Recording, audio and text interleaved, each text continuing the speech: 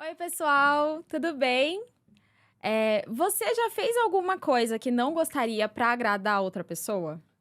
Tem dificuldade ou não consegue dizer não? Hoje eu trouxe um especialista para a gente falar sobre a compulsão por agradar. É o Daniel Soares, ele já foi meu professor, inclusive, e eu vou pedir para ele se apresentar para vocês. Daniel, tudo bem? Oi, Mari, tudo bem? Oi, pessoal, tudo bem com vocês? Eu sou o Daniel, um prazer estar aqui, principalmente para falar sobre esse tema tão importante e que acaba aí acometendo muitas pessoas, viu? Sim, Muita gente sofre disso que você falou agora. perfeito. Daniel, você já atende há mais de 20 anos, certo? Imagino que Isso, durante a sua trajetória você já tenha aí encontrado diversos casos como o que a gente vai falar aqui. sim. Olha, são cerca de 20 anos de atendimento e este perfil, né, de pessoas que sofrem com a compulsão por agradar é Uhum. algo que eu já venho trabalhando desde a época da faculdade. Nos meus estágios da faculdade eu já trabalhava com esse perfil. Sim, Depois eu vou contar uma curiosidade pessoal sobre isso, se você quiser, o claro, que me levou a atender esse tipo de perfil. perfeita. E Daniel, você dá aula também atualmente, certo? Sim, atualmente eu leciono na graduação, em cursos de psicologia e também em pós-graduação em Gestalt terapia. Perfeito. Daniel, você pode falar um pouco sobre o manual do DSM-5, né? A compulsão por agradar, ele é um transtorno, Hum, né? Identificado ou não é reconhecido pelo DSM-5? então isso é legal falar. A compulsão por agradar, ela não é uma doença classificada em nenhum manual desses, né, como o DSM-5 nem CID-11. Uhum, Ela é uma síndrome, é um conjunto de sintomas que surgem que, ao mesmo tempo, esses sintomas e caracterizam um perfil de personalidade, uma tendência que a pessoa tem de se comportar em meio a esse perfil que eu estou falando. uhum, perfeito. Mas isso é legal, boa pergunta, porque às vezes as pessoas questionam, ah, mas eu fui num psiquiatra, ele vai me diagnosticar com isso, ou mesmo um psicólogo? Não. Então, isso é uma referência que nós temos, né? Essa Uhum. síndrome, esse conjunto de características, para ajudar essa pessoa a mapear o que ela sente, como ela se coloca na vida, no mundo, e a partir daí escolhermos as melhores estratégias clínicas. Eu Uhum. falo que é muito importante porque, às vezes, o psicólogo que não está habituado com essa terminologia, com essa possibilidade de ter uma síndrome de compulsão por agradar, despreza ou não leva em consideração que pode ser esse caso, vai trabalhar sim alguns sintomas que são comuns a outras patologias, sei lá, como depressão, como ansiedade, mas não vai olhar para essa visão de todo. É isso que eu falo que é legal. Cada sintoma da síndrome é como uma pecinha que vai se conectando e dá um todo, que é único, que é isso, que é essa característica de compulsão por agradar. Perfeito.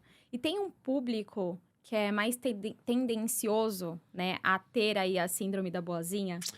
Tem. O que acontece? A síndrome da boazinha, né? O nome já diz, é um apelido carinhoso que foi dado justamente por conta desse público. Quando a gente fala em compulsão por agradar ou agradabilidade compulsiva, por que vem o nome síndrome da boazinha? Porque é uma incidência maior nas mulheres. Uhum. Pode acontecer com homens? Pode. Tem muitos homens, já atendi, atendo homens que sofrem também da compulsão por agradar. A curiosidade que eu ia falar aquela hora é esta. Eu mesmo falo, já identifiquei em mim há anos a compulsão por agradar, e isso é legal também, viu, gente? Vocês estão aqui prestando atenção na nossa conversa. Tem tratamento, fiquem tranquilos. Hoje eu sei dizer não, hoje eu sei me colocar, sei me impor tranquilamente. Mas só para finalizar aqui, então, essa questão. Infelizmente, a nossa cultura, né, a cultura ocidental de um modo geral, o patriarcado, as exigências sociais que se impõem sobre as mulheres, acaba levando-as a adotarem essa postura, né, essa carga cultural social mais forte de ser agradável, de estar sempre sorrindo, sempre disponível, sempre de bom humor, sempre elegante, sempre bem apresentado. Então, tem, infelizmente, ainda essa questão. Por isso que é chamado de síndrome da boazinha. Como nós conseguimos identificar se uma pessoa tem ou não a síndrome da boazinha? Ah, legal. São várias características que normalmente as pessoas apresentam. Vamos lá. Dificuldade de dizer não. Vamos lá, deixa uns comentários, inclusive, se você tem dificuldade de dizer não. Geralmente é o que mais aparece. Começa Sim. assim, tem muita dificuldade de dizer não. Isso significa o quê? há uma dificuldade em estabelecer limites, uma dificuldade em se posicionar diante do outro, né? As relações sociais normalmente são ameaçadoras. Uma Perfeito. outra característica que a gente vê com muita frequência, também decorrente dessa dificuldade de se relacionar, a pessoa passa a evitar conflitos.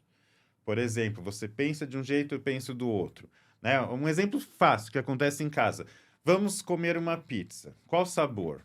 Ah, tanto faz. A pessoa muitas vezes, para não contrariar o outro, para não dar a menor possibilidade de desagradar o outro, ela acaba se abstendo de opinar, de se Uhum. colocar. E aí o que que acontece? Você pede uma pizza que a pessoa não quer e ela come aquela pizza, ela fica dentro dela cultivando, né, ressentimentos, muitas vezes, uma certa mágoa até contra você. Olha Uhum. como é que funciona isso. É muito importante, gente, entender o mecanismo da compulsão. Por quê?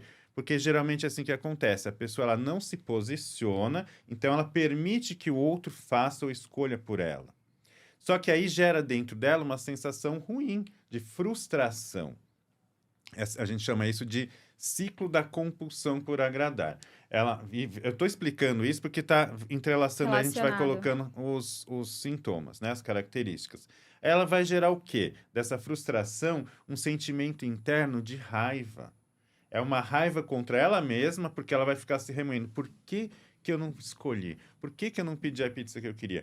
E pior, raiva contra o outro também, muitas vezes. Uhum. Ai, por que que ela não pensou em mim? Ela deveria saber que eu não gosto desse sabor, ela deveria saber que eu não quero ir para tal lugar, ela deveria saber, mas você não falou, entende? Sim, como se a pessoa tivesse que Que adivinhar aquilo. adivinhar, exatamente. Então fica essa raiva, aí dentro dela começa um julgamento interno. Pelo fato dela ter raiva, ela não sabe suportar isso, esse sentimento ruim, essa emoção ruim.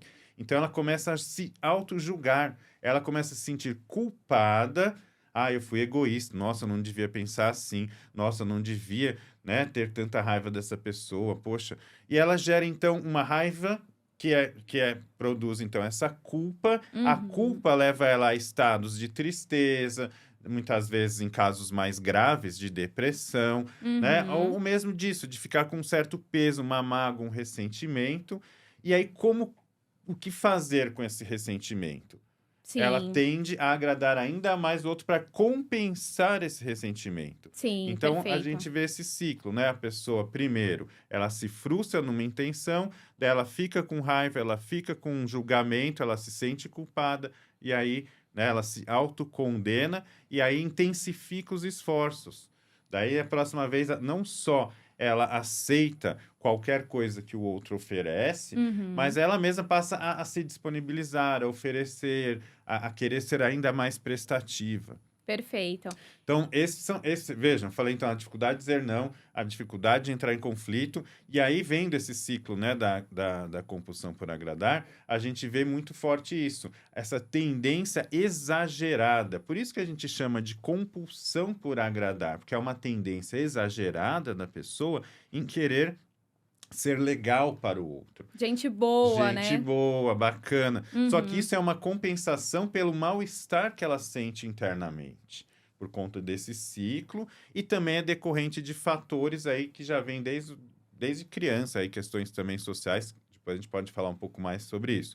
Mas Perfeito. para fechar então, dificuldade de dizer não é o que eu mais vejo. É essa questão de evitar conflitos para não parecer desagradável.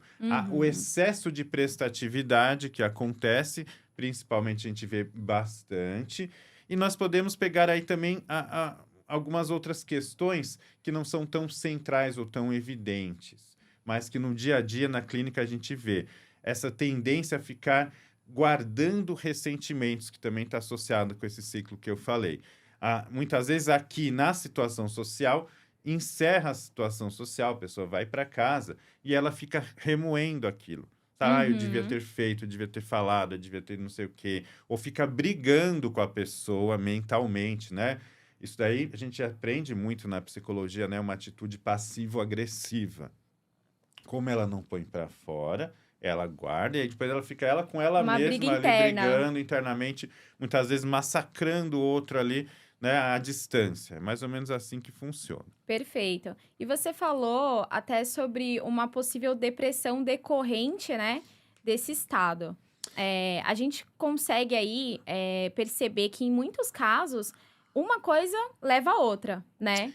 Isso, não dá para dizer necessariamente que é decorrente ou o que vem antes. Eu falo que Uhum, são comorbidades, né? A pessoa muitas vezes ela já vem com uma depressão que pode acabar se relacionando também à compulsão por agradar e vice-versa. A compulsão por agradar também leva a isso. Porque, uhum. veja, a pessoa sofre demais. É muito difícil as interações sociais. E convenhamos, gente, o que nós mais fazemos? Nós nos relacionamos o dia inteiro. Se me relacionar é algo que me traz sofrimento, imagina a possibilidade de gerar ansiedade, gerar depressão, mesmo outros transtornos, é muito grande. Então, é por Uhum. isso que elas costumam. É muito difícil uma pessoa que tem compulsão por agradar, né, não ter algum quadro de ansiedade ou de depressão, qualquer coisa relacionada nesse sentido. Perfeito. E você comentou sobre aí um possível desencadeamento da infância, né? Como Sim. seria isso? Então, o que acontece? Né, os estudos falam muito sobre essa questão e na prática eu vejo muito isso. Pessoas que de alguma forma nas suas fases iniciais de desenvolvimento não tiveram um bom fortalecimento do self, do eu, enfim, de si mesmo. Aí cada abordagem chama de um De uma modo, né? forma. Mas não tiveram essa autoestima bem desenvolvida e essa autovalorização, o que leva a isso? Às vezes, lares com muitos conflitos, situações de desajuste, brigas, bebida, vícios, enfim, uma série de situações no qual a pessoa não recebeu a devida atenção. É Uhum. muito importante uma criança, né, desde pequeno, isso vale para todo mundo, ser validado. Eu reconheço você, eu reconheço o valor que você tem por ser você. Infelizmente, o que acontece em muitos casos? Você só vai ter valor se for como eu quiser, né? Uhum. Infelizmente, a nossa cultura, né? Traz muito isso. Coloca aí nos seus comentários também, quem estiver assistindo a gente. Eu gosto dessa interação porque Sim. a maioria das pessoas se identifica mesmo com isso, né? É, as situações de quando você é pequenininho, fala, porque você só vai ser um bom menino ser isso. Você só vai ser uma boa menina ser aquilo. Caso você se comporte desse jeito. As comparações. Uhum. Olha a sua prima, como ela é estudiosa. Olha o seu amiguinho, como ele tira boas notas. Você é isso. Então, esse tipo de tratamento vai fazendo com que a pessoa comece a não encontrar valor em ser quem ela é. E encontrar no outro. Encontra no outro um valor. Só que como é que eu posso ter, então, um valor? Eu tenho que me Sim. tornar algo, eu tenho que ter um atrativo, um bônus, um plus, digamos assim. Ser eu apenas não basta. Então, eu tenho que ser eu, uma versão melhor de mim. Eu tenho que ser legal, eu tenho que ser agradável, eu tenho que ser aquela pessoa que faz você se sentir bem, porque daí você me dá um retorno, um feedback sobre isso, e aí Uhum. eu me sinto parcialmente preenchido, pelo menos naquele momento. É assim que Sim. funciona. Então, nós trabalhamos muito com os adultos. A minha abordagem é humanista, eu não fico muito resgatando o passado, essas coisas. A gente trabalha muito a questão do aqui e agora. Uhum. Mas, Perfeito. basicamente, a gente ajuda essa pessoa a atualizar. Quem é você? O seu valor está em ser quem você é hoje. A sua dignidade está em você, na sua condição mesmo de humano, de existente, um ser que tem consciência, que pensa, que se relaciona, que tem potenciais. Então, a gente tenta sempre, né, ajudar a pessoa a olhar para si, a se identificar com quem ela é hoje e o que ela Uhum. pode ser ainda, o que ela pode desenvolver, que recursos que ela tem. Mais ou menos Sim. assim. Perfeito. E a gente pode falar que a síndrome da boazinha, ela tá relacionada a alguns medos? Por exemplo, medo de ficar sozinha, de ser abandonada, de ser rejeitada. Sim, o abandono, a rejeição, essa sensação de desamparo. Por isso que eu falei, quando a pessoa não tem um valor por ser quem ela é, dá a impressão de que a qualquer momento ela pode ser deixada, esquecida num canto, abandonada, enfim. Uhum. Ela sente que as relações são muito frágeis. Vejam, um ser humano com uma boa autoestima, ele está se relacionando com alguém, ele pensa, poxa, da mesma forma como eu escolho estar com essa pessoa, porque essa pessoa tem algo que agrega valor à minha vida, me faz bem, eu também agrego valor à vida dela. Eu também sou importante para ela. A pessoa que sofre da compulsão por agradar, não. Como ela não tem uma boa autoestima, ela acha sempre que o outro está dando mais para ela do que ela. Ela tem sempre que se esforçar para Chegar no atingir mesmo ali o nível. mesmo nível do outro. E isso gera, então, o quê? Essa necessidade constante de agradar e Uhum. agradar e agradar. Eu esqueci de falar, mas uma das características também que a gente vê muito forte é a pessoa não espera, muitas vezes, que peçam a ajuda dela. Há uma Uhum. tendência de se oferecer. E isso gera, e essa é uma característica importante, inclusive, isso gera uma sensação constante de cansaço e de sobrecarga. É muito forte. Perfeito. Por quê? Porque essa pessoa, como ela não diz não, e ela mesma se disponibiliza muitas vezes. Ah, um vizinho vai mudar de casa. Ah, se quiser eu vou lá e ajudo na mudança. Sabe essas coisas? Ah, minha prima vai fazer uma viagem. Ah, não, se quiser eu te levo para o aeroporto. Aí o outro fala, então, amiga, mas tem um piquenique marcado sábado de manhã. Ah, mas eu tenho que levar a prima no aeroporto porque eu já combinei que ia ajudar o vizinho a mudar. A pessoa muitas vezes ela assume tudo. Ela Sim, tá perfeito. sempre com a agenda lotada, ela tá sempre desorganizada, ela tá sempre realmente Sobrecarregada. sobrecarregada e exausta. Sim. E muitas vezes esses planos próprios dela ficam em segunda instância, né? Ela vai Uhum. agradando o outro, vai fazendo tudo que o outro quer, mas e os planos dela? Esse é um ponto que a gente trabalha muito também. Muitas vezes ela sequer tem planos, ela não reconhece, né? Porque a vida dela se torna viver em função do outro, fazer pelo outro. Isso que é um problema também.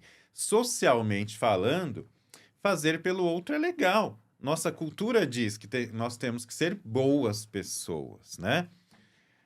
Temos que ser pessoas legais, pessoas agradáveis. Ninguém gosta de ser considerado desagradável.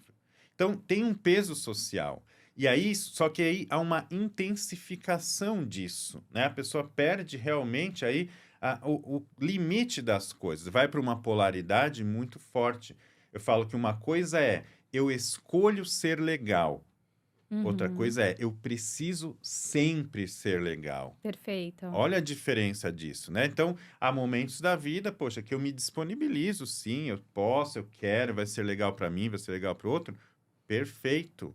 Só que na compulsão, daí o nome, compulsão é algo que a pessoa perde o caráter de voluntariedade. Ela, quando ela vê, ela já disse que vai ajudar, já se comprometeu a fazer, já não conseguiu dizer um não. Então, ela Uhum. realmente sente uma grande dificuldade nesse sentido. E aí vem essa sobrecarga, vem o cansaço e, como você bem colocou, ela deixa de olhar para ela. Geralmente as pessoas não têm tempo nem para cuidar do corpo, do cabelo, da alimentação, da vida profissional. Gera um monte de prejuízos sociais, financeiros e por aí vai. Perfeito. A gente pode até colocar um caso de relacionamento, né? Como que é para essa pessoa agradadora, dentro de uma relação, apontar o que a deixa infeliz, né? O que a deixa insatisfeita, chateada, e aí por diante. Olha, eu ouso dizer que mais de 50% dos casos que eu atendo, eu já atendi ao longo da vida, e foram centenas, assim, individuais, milhares, se for levar em consideração os trabalhos em grupo, mais da metade das pessoas que chegaram a mim vieram por questões relacionadas a conflitos na relação afetiva, amorosa, no casamento, no namoro, enfim. Problemas de relacionamento conjugal, afetivo e etc. Por quê? Porque acontece essa tendência. Geralmente, essa pessoa, uma relação saudável, né, entre Uhum. duas pessoas, tende a ser horizontal. Ambos têm o mesmo peso, o mesmo valor. Só que neste caso, o que acontece? Há uma verticalidade. Como eu falei, a pessoa que sofre da compulsão por agradar, ela se sente sempre inferior. E o outro sempre, né? Ela coloca, idealiza o outro como alguém que está sempre acima, com mais virtudes, mais características positivas. Então, Uhum. veja, há uma sensação interna de débito.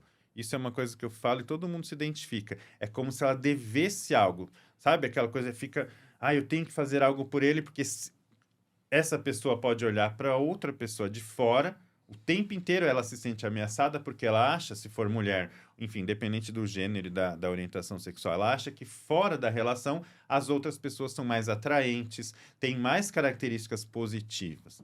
Então, há um sentimento, um medo de perder constante.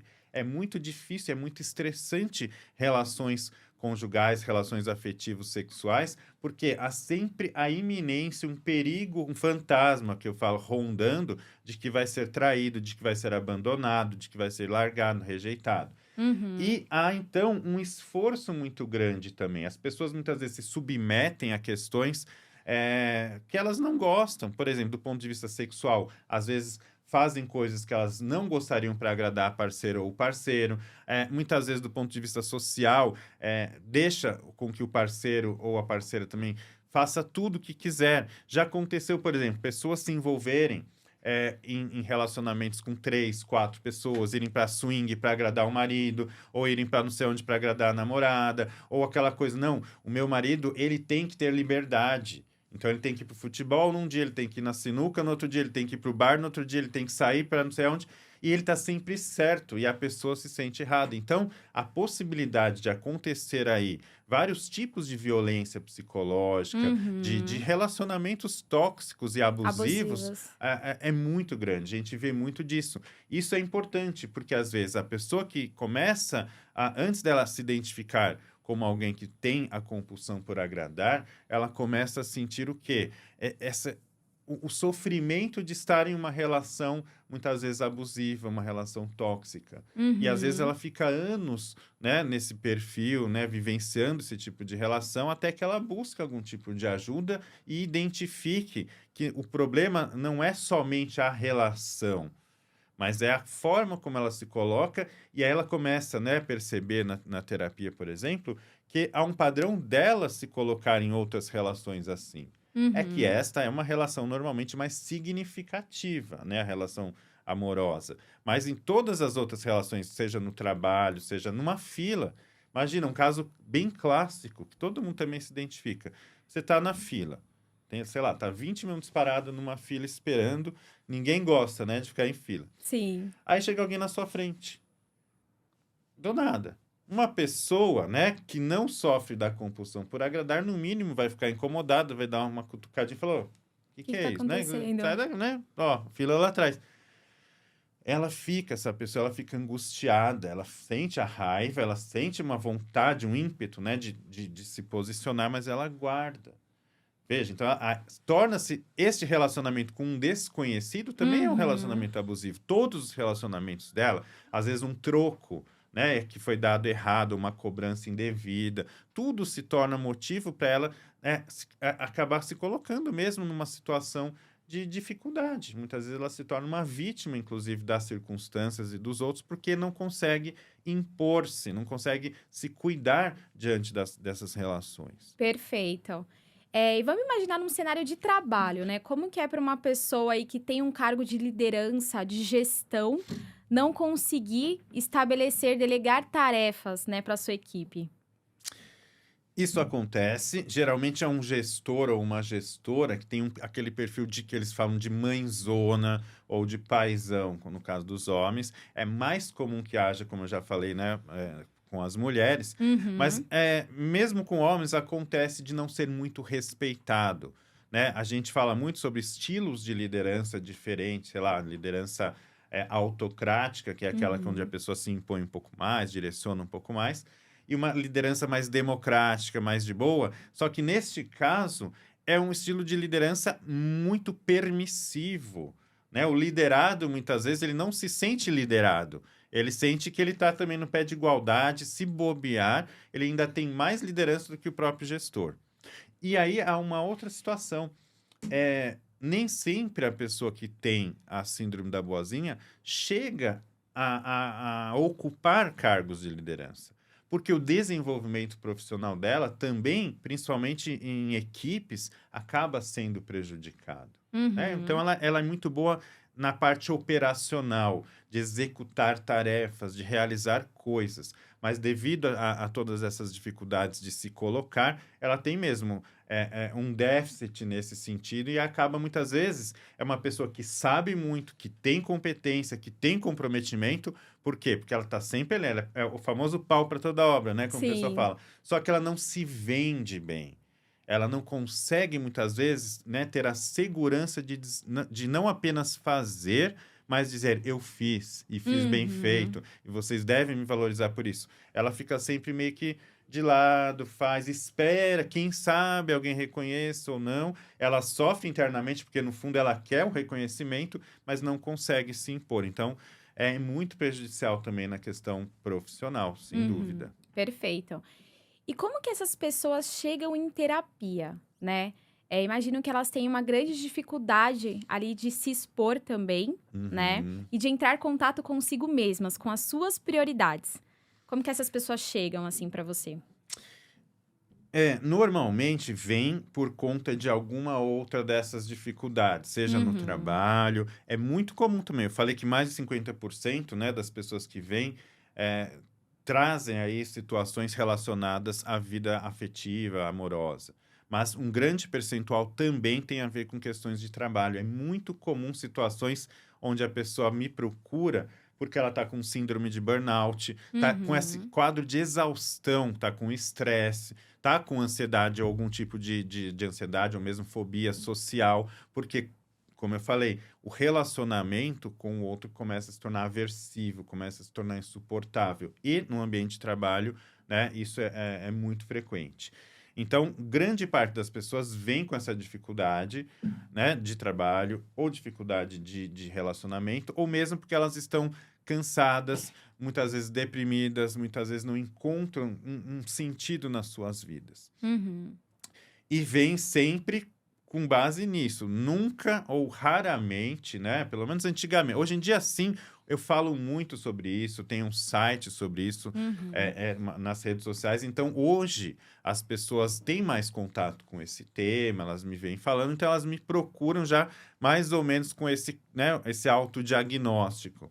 Mas antigamente, eu falo alguns 5 anos atrás, era mais por conta disso. Ah, eu tenho uma ansiedade, eu tenho uma depressão, estou com um problema no meu relacionamento ou um problema no meu trabalho. E Uhum. aí, à medida em que a terapia, né, começava a avançar, a gente vai ali, né, ajudando a pessoa a identificar essas características. E aí nós vamos dando um foco maior também, né? Desenvolver estratégias. Por exemplo, eu falo isso, aprender a dizer não.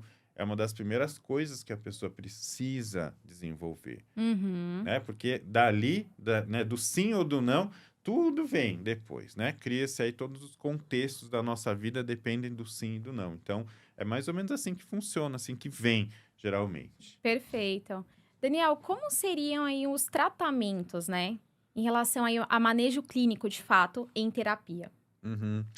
Olha, o que eu faço? Eu vou falar um pouquinho do como eu trabalho, que é basicamente o que eu recomendo para as pessoas também. Óbvio, há vários profissionais, acho que é importante é o seguinte, é, sempre que se tratar de qualquer tratamento de saúde, seja físico, mental, é importante um diagnóstico preciso e é importante o acompanhamento por um profissional. Uhum. Muita gente, né, me procura porque, como eu disse, viu no site, ouviu né, uma palestra, um vídeo, e é Uhum. muito comum o autodiagnóstico em tudo na vida, né? Não vou ser hipócrita de dizer, eu também, quando eu sinto alguma coisa diferente, vou lá, dou um Google ali, mas veja, é importante procurar, nesse caso, um tratamento adequado com um psicólogo, né? E de preferência alguém que conheça o tema, né? Uhum. Aí, assim, a possibilidade de uma terapia individual, que eu acho que é muito funcional, por isso que é importante avaliar. Cada caso é um caso, dependendo das comorbidades.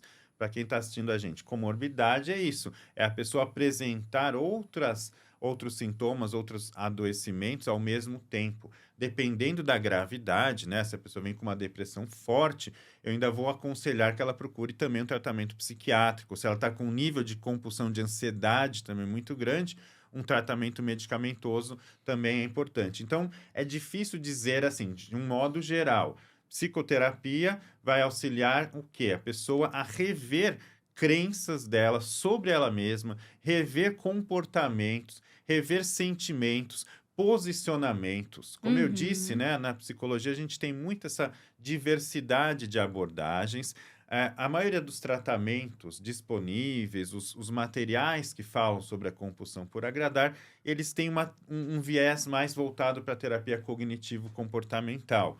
Eu trabalho numa linha humanista, que é Uhum. a logoterapia e análise existencial e a gestalt terapia. Mas, de Perfeito. novo, eu gosto muito também de incluir elementos e algumas técnicas, porque elas se complementam de um modo muito legal nesse sentido. Então, por exemplo, para aprender a dizer não, é uma questão que tem um lado, obviamente, que a gente vai avaliar do ponto de vista existencial, quem é essa pessoa, como ela se coloca no mundo, mas tem muito hábito, tem muito comportamento que está ali já, né, meio que automático nessa pessoa. Então Uhum. a gente tem que trabalhar, eu falo, temos que trabalhar com todas as dimensões possíveis, né? Então, do ponto de vista de pensamentos e crenças, do ponto de vista de comportamentos.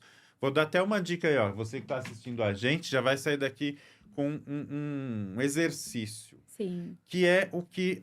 Posso mostrar o livro também? Claro, Já fica à vamos falar aqui. vontade, Né? sim. A gente tem aqui o livro, né, que é da doutora Harriet Breaker, que acho que é ela que deu aí um grande salto qualitativo nesse sentido. Ela trouxe ao mundo a pesquisa dela, falando sobre a síndrome da boazinha, já há muitos Uhum. anos, e a partir daqui muitos outros autores e profissionais foram pesquisando. Nesse livro, que eu recomendo também a leitura, né? Ela Sim. ajuda bastante a identificar. E ela dá, inclusive, algumas dicas. Um exercício que está aqui no livro que eu gosto também é esse: é aprender a dizer não.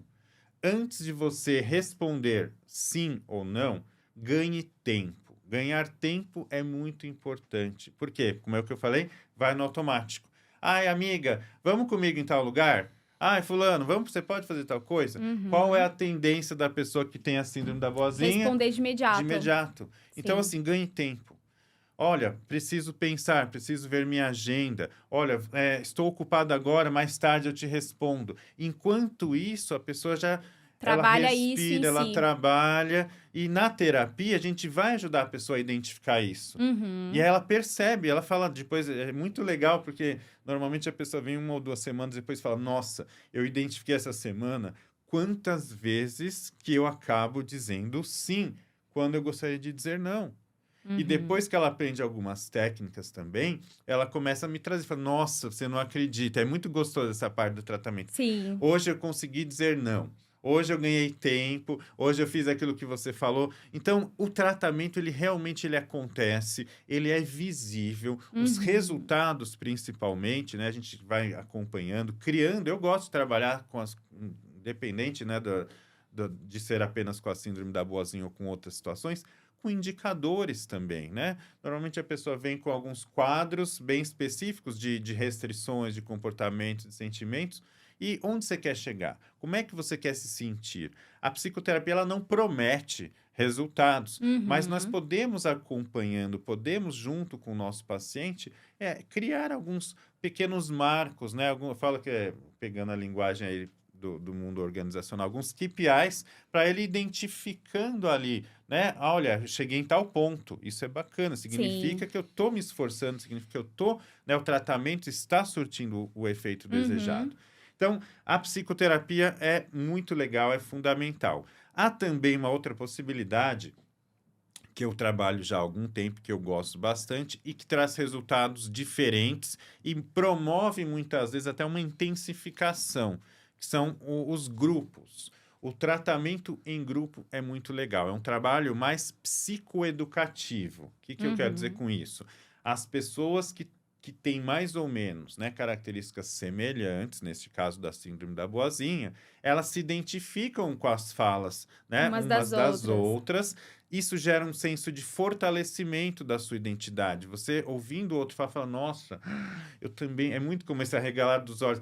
Eu também sinto isso. Sim. E gera essa conexão, né? Tira você de um lugar que a pessoa se sente muito sozinha, muito Uhum. marginalizada. Então E ela se muitas sente vezes eu acho que ela incluída. pensa que acontece só com ela, né? Sim, é muito comum. Então, o grupo ele potencializa, ele traz essa coisa da inclusão, e aí é um trabalho um pouco mais direcionado. Então, os meus grupos têm número, né, de encontros, então a gente vai trabalhando estratégias, técnicas, né, assim, a cada encontro, e aí né, tem tarefas de casa, a gente tem essas trocas. Então, eu acho que funciona percebo isso, sabe? Além do que, eu falo que a gente tem que ser, né, pensar em tudo hoje em dia. Sim. Um tratamento mesmo de psicoterapia individual, ele tem custos. Não tem como a gente negar isso. É importante que a pessoa se comprometa com o seu tratamento, com como qualquer outra certeza. coisa na vida.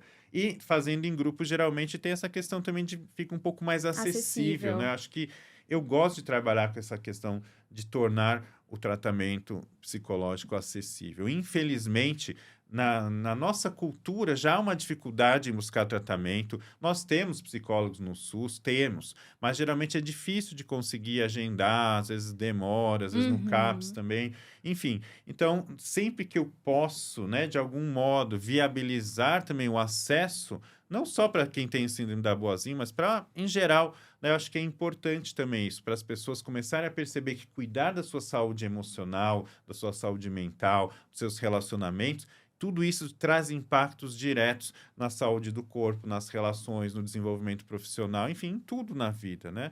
Perfeita, Daniel. Bom, acho que a gente explorou aí bem o tema, né? Uhum. Gostaria muito de agradecer a sua participação. Retomar aí o nosso contato, né? Porque Legal. eu tive aula com o Daniel já fazem alguns Faz anos. tempo, olha só, hein? Olha, eu que estou muito feliz, viu?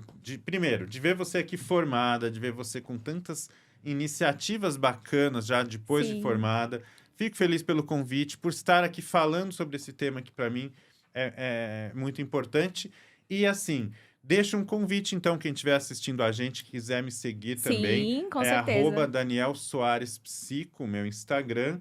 Tenho também o @agradadoras. Agradadoras é mais fácil de lembrar.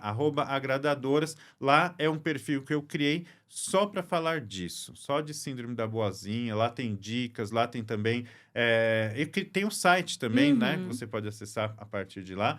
No meu site, qual que era a minha ideia? Eu quis fazer um site bastante completo. Sim. Tudo isso que eu estou falando aqui para você, com mais profundidade, você que está assistindo a gente pode procurar lá www.compulsãoporagradar.com.br. Você vai encontrar tudo isso. Tem uma videoaula que eu preparei também com 1h40, né? Que tem gente que fala, nossa, eu devia ter feito um curso com isso. Eu falei, não, mas é porque é necessário, gente. Precisa mesmo entrar em contato com o tema. Então, fique à vontade, me siga lá, entre em contato comigo se tiver alguma dúvida. É sempre um prazer mesmo falar sobre isso. E Mari, parabéns pela sua iniciativa. Espero que, né, esse podcast atinja aí muitas pessoas e ajude a nossa sociedade nessa questão mesmo importante de cuidar de si. Perfeito. E incentivar outros colegas também da área, né, psicólogos, a trazer temas também, né? Acho que esse diálogo, essa troca é sempre enriquecedora para todos. Sim, com certeza. Acho que a gente consegue, dessa forma, também informar as pessoas, porque muitas vezes